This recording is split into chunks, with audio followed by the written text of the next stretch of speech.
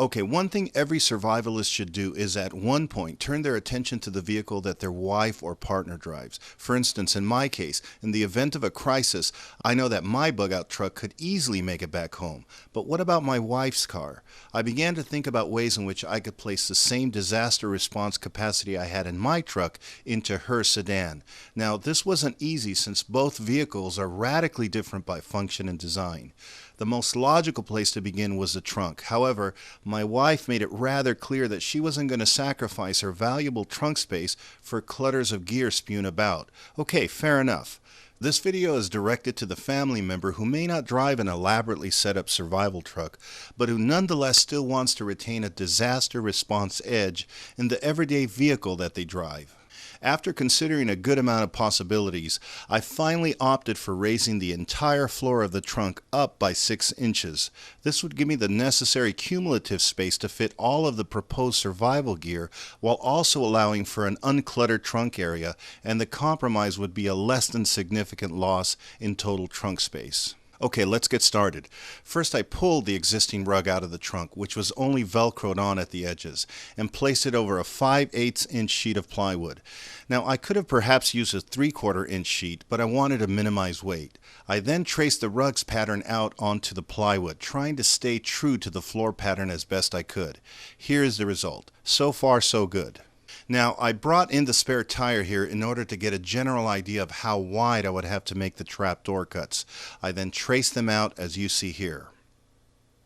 After cutting the trapdoor out, I brought the false floor out to the car to verify the dimensions of the trapdoor. The spare tire can indeed be removed and placed back with plenty of clearance. Using small blocks of 2x4s, I then carefully placed them at points where the actual floor of the trunk was relatively flat. I then slightly trimmed the lengths of the blocks ever so slightly until the false floor was indeed level on all 4 points. Before taking the plywood piece back inside for further work, I carefully traced the outline of the blocks underneath the plywood plank, identifying each block with a number using a pencil, then identifying each outline with its corresponding number. Also, I drew an arrow on each block indicating which direction is up. Trust me, you'll want to minimize any potential Murphys by being as deliberate and careful as possible. Back inside our living room, I carefully lined up the blocks according to their respective numbers, making sure the arrows all pointed upward. I then screwed them in place. You can use 2.5 or 3-inch construction screws. Now place the rug topside down onto the floor and place the false floor topside down onto the rug. Trace around the trapdoor opening and cut. You should now have 2 pieces of rugs, one for the false floor and another for the trapdoor.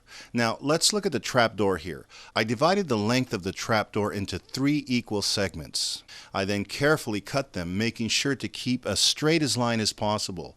Now before you cut, make sure you mark with a pencil which of the 3 segments is the bottom, middle, and top, and which side is the front and back. Again, minimize your Murphys.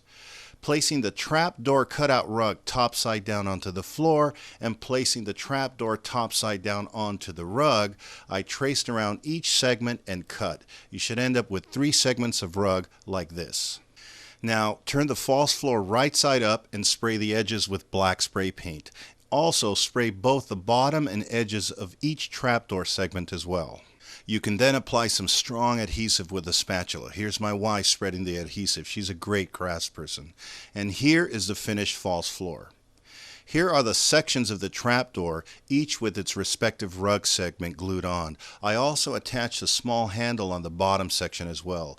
You may need to apply additional staples wherever necessary. Next, we're going to turn over the false floor and attach railings on the right and left edges of the trapdoor. I'm using some high-strength 2-inch alloy strips that I got at Home Depot.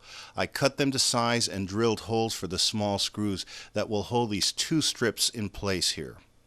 Note that I also drilled holes into the bottom of each leg. This is to maximize the holding strength when I finally glue these legs onto the trunk floor. Turn it over and this is how it looks. Now we place the 3 segments onto the false floor. Apply 2 hinges between the false floor and the top segment, as well as between the middle segment and the bottom segment. Be careful here though, any slight misalignment of your segments and they will be permanently crooked. So take your time, be patient, and do it right. Carefully turn it over and apply 2 hinges between the top and middle segments. Again, be careful, as any slight misalignment here and your segments will be permanently crooked. Now you can access your gear using a minimal footprint on the trapdoor. Now carefully take it outside and glue it onto the floor of the trunk.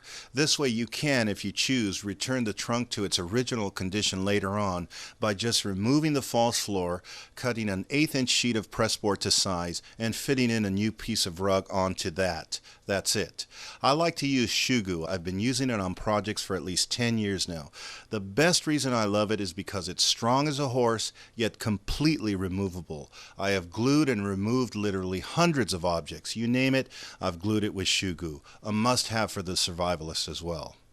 And here is the finished product. Total cost of materials, well under $50. Not too bad.